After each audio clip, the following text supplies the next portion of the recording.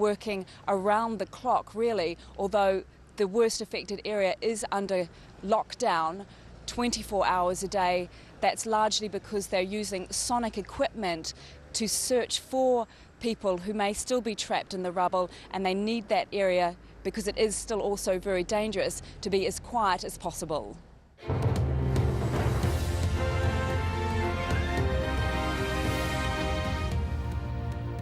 This is Al Jazeera, and these are the stories making the headlines. The United States says it supports the expulsion of Libya from the United Nations Human Rights Council, and the Swiss government says it's freezing assets belonging to Muammar Gaddafi. All this coming after the colonel made a speech on state television blaming Osama bin Laden for the uprising in his country. He also reiterated his belief that many of the protesters on the streets are acting under the influence of drugs. The demands come from bin Laden. You, as Zawiya people, are substituting the popular and Jamahiriya system with bin Laden. Bin Laden cells have been operating here for months. His operatives are provoking and brainwashing your children, inciting them to launch attacks. The enemy perpetrating the killings of our children, operating from mosques or elsewhere. Bin Laden and his operatives are providing your children with hallucination pills. Those are the true perpetrators. Arrest them and bring them to court. Now, witnesses have told Al Jazeera that at least 100 people have been killed in heavy fighting in the town of Zawiya, just 50 kilometers west of Tripoli.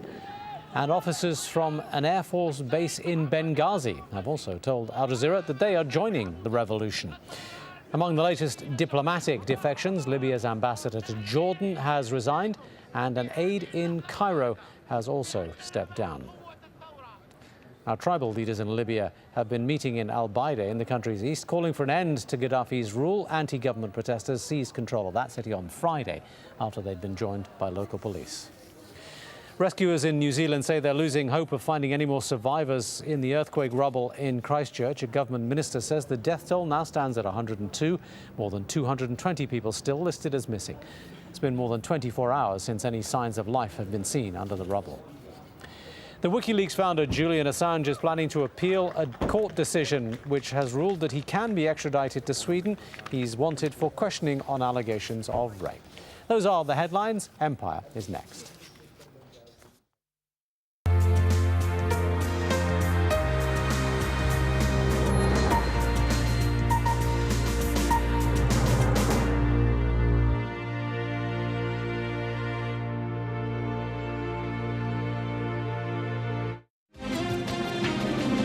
As new media takes on old powers, we are as determined as ever to hold powerful and abusive organizations to account. And cyber disobedience exposes powerful governments. Free expression has its limits.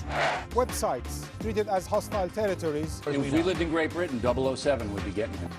Leakers as terrorists. A dead man can't leak stuff. And hackers as insurgents.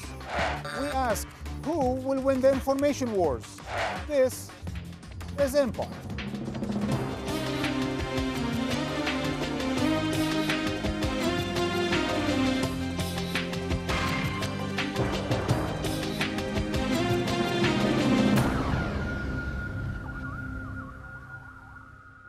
Hello and welcome to Empire, coming to you from the prestigious School of Journalism here at Columbia University in New York City for the second in our two-part series about the power of information in the age of globalization and how it transforms our lives and the relationship between people and power.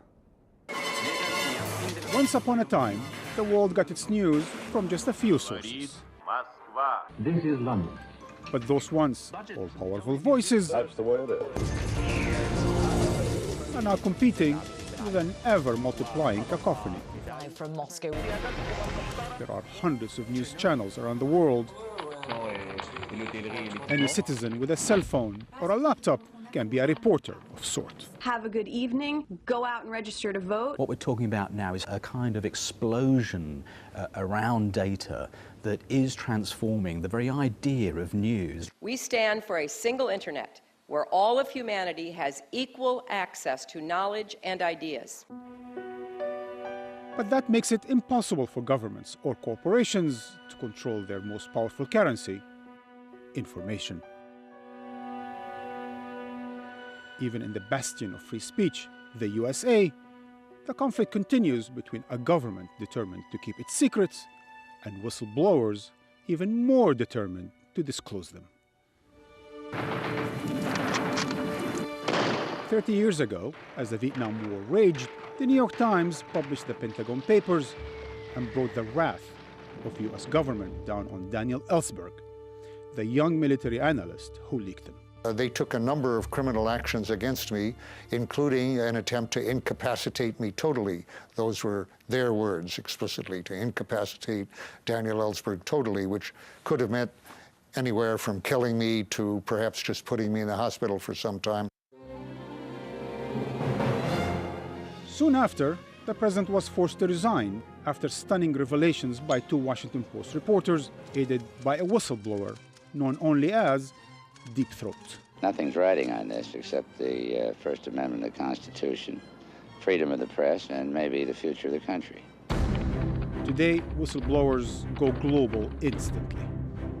WikiLeaks is shaking the world, posting shocking videos. Light them all up. Come on, fire!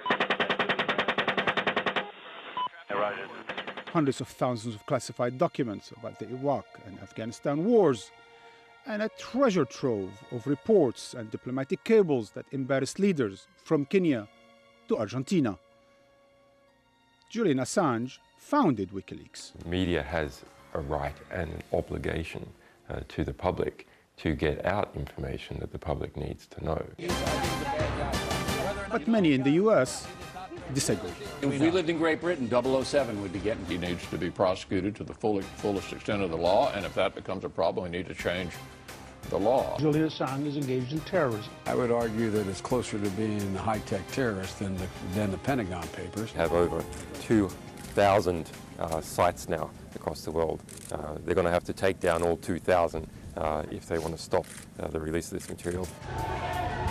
The American government is investigating whether it can charge Assange with espionage.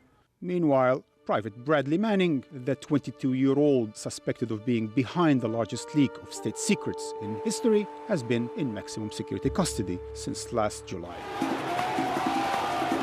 Today, the free flow of information is overturning autocrats across the Arab world. Who knows where the next domino will fall?